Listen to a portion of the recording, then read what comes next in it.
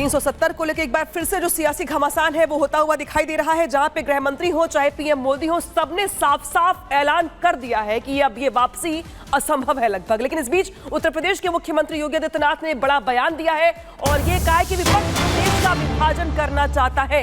मुख्यमंत्री ने 370 को लेकर बड़ा बयान दिया है और यह कहा है कि दरअसल विपक्ष देश का विभाजन करना चाहता है। साथ ही उनकी ओर से यह भी कहा गया कि 370 को वापस लाना चाहते हैं। यह भी कहा गया है फिलिस्तीन पर रोने वाले इस पर चुप क्यों है, यह भी मुख्यमंत्री की ओर से सवाल पूछा गया और क्या कुछ कहा गया उनकी ओर से, सुनवाते हैं आपको। देश के विभाजन और विखंडन की ओर लेके जा रहा है। आपने हाल ही में जम्मू कश्मीर विधानसभा के अंदर उस प्रस्ताव को देखा होगा जिसमें उन्होंने कहा है कि हम कश्मीर के अंदर धारा 370 को फिर से बहाल करेंगे। यानी आतंकवाद की जड़ जो धारा 370 है, जिसे 5 अगस्त 2019 को प्रधानमंत्री मोदी जी ने हमेशा के लिए समाप्त कर दिया है। कांग्रेस और समाजवादी पार्टी को अपनी स्थिति स्पष्ट करनी चाहिए कि जम्मू कश्मीर विधानसभा के इस प्रस्ताव पर वो बोले, क्यों उनका मुंह बंद है इस पर। ये फिलिस्तीन के नाम पर आंसू बहाने वाले लोग, पाकिस्तान के नाम पर आंसू बहाने वाले लोग जम्मू कश्मीर के मुद्दे पर मौन क्यों बने बैठे हैं। ये देश की एकता और अखंडता को चुनौती देने वाली स्थिति है और कोई भी भारतीय राष्ट्र की एकता और अखंडता को कतई पर किसी प्रकार की चोट को स्वीकार नहीं करेगा। और बहनों और भाइयों, उसी का आह्वान करने के लिए मैं आपसे अपील करने के लिए आया हूं। इस समाजवादी पार्टी हो या कांग्रेस, ये राष्ट्रीय एकता और अखंडता के साथ खिलवाड़ कर रही है अपने राजनीतिक स्वार्थों के लिए।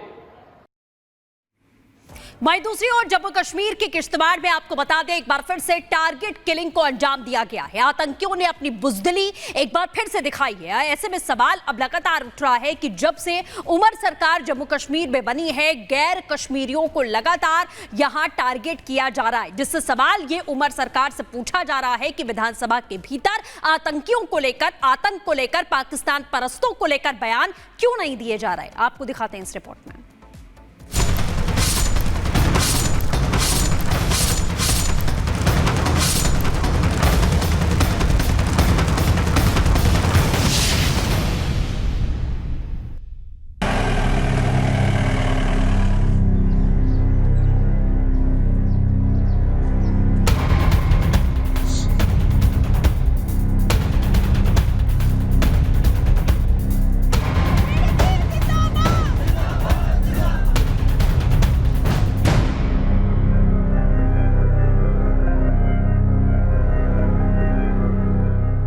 जम्मू कश्मीर में अनुच्छेद 370 हटने के बाद धीरे धीरे राज्य शांत हो रहा था। पत्थरबाजी पर लगाम लग चुका था। आतंकी घटनाओं में भी कमी आ रही थी। लेकिन इस बीच 16 अक्टूबर 2024 की तारीख आती है। राज्य में नई सरकार का गठन होता है और इसी के साथ घाटी में फिर से आतंकी घटनाओं का सिलसिला दोबारा शुरू हो जाता है। और ये घटनाएं महज 1 या 2 तक सीमित होती तो शायद सवाल नहीं उठते, लेकिन सरकार के शपथ ग्रहण के बाद से आतंकी घटनाओं का तो जैसे अंबार लग गया।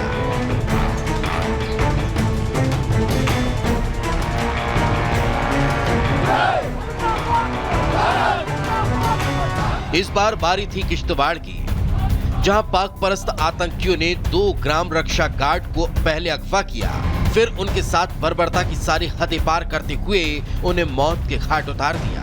दोनों शवों की आंखों पर पट्टी बंधी मिली।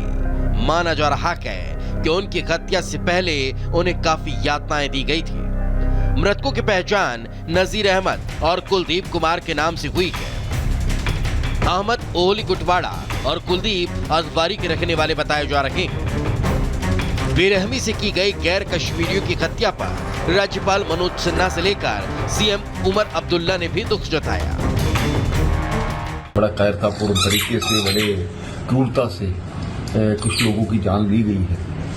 तो विडीजीज के पास क्या था, कहाँ उनको ये तो जानकारी है कि मैं मिसिंग थे, लेकिन उसके बाद क्या हुआ, बहुत दुखद घटना है। मिलिटेंसी का इस प्रकार से सिर उठाना तो मैं ये भी कहूँगा कि कुछ राजनीतिक संगठन भी पहले से इस प्रकार के थ्रेट्स दे रहे थे, जो कि अच्छी बात नहीं है।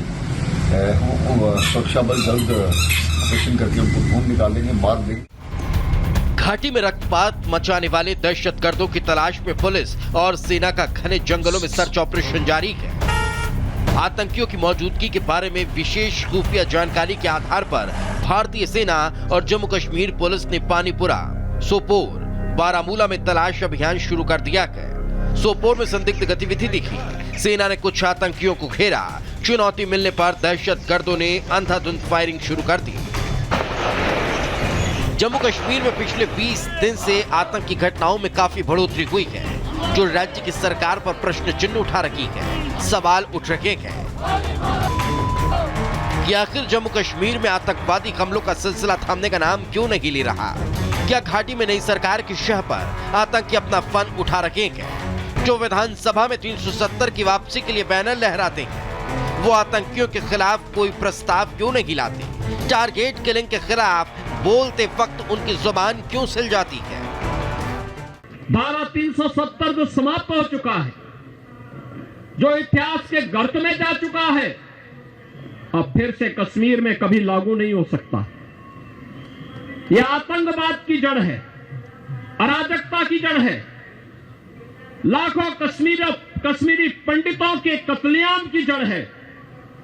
यह धारा 370 लाखों निर्दोष नागरिकों के खून से सनी हुई धारा है। पूरे कश्मीर की सामाजिक सद्भाव को तहस नहस करने का काम किया था।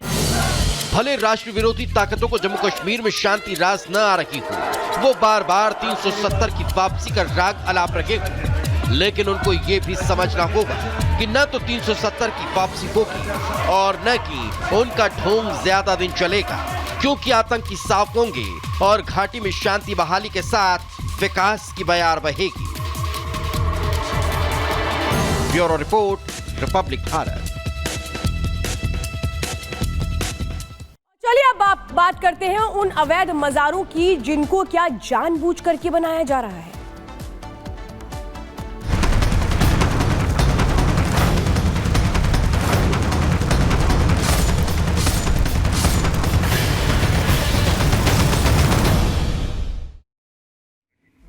और ये पूरा मामला बांदा से सामने आया है, जहां पर ये बताया जा रहा है कि प्राचीन शिव मंदिर था और वहां पर मजार बना दी गई, जिसके बाद लोग अब गुस्से में आ गए हैं। वो ये कह रहे हैं कि ये अवैध तरीके से बनाई गई है और जो लोगों का गुस्सा है वो किस तरह से फूटा है। एक रिपोर्ट दिखाते हैं।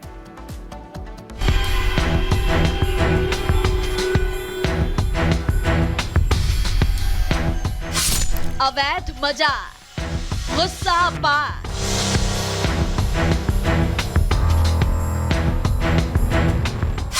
कब्जा जिहाद, बढ़ा आक्रोश।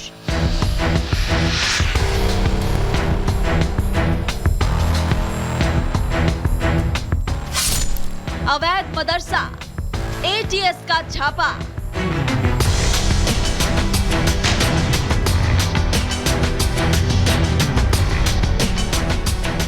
यूपी में अवैध मजार और मदरसों पर एक्शन हो रहा है। बांदा में संजौली जैसा कांड सामने आया तो लोगों का आक्रोश बढ़ने लगा। कब्जा जिहाद के खिलाफ आवाज बुलंद कर दी। बामेश्वर मंदिर के पास मस्जिद और मजार के निर्माण पर संग्राम छिड़ गया।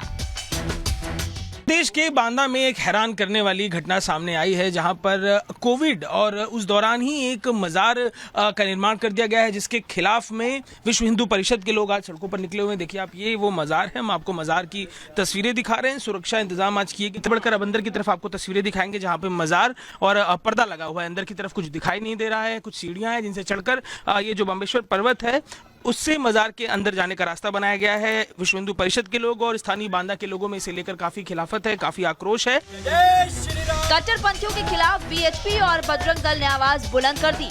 अवैध मजार और मस्जिद के निर्माण को लेकर विरोध प्रदर्शन किया।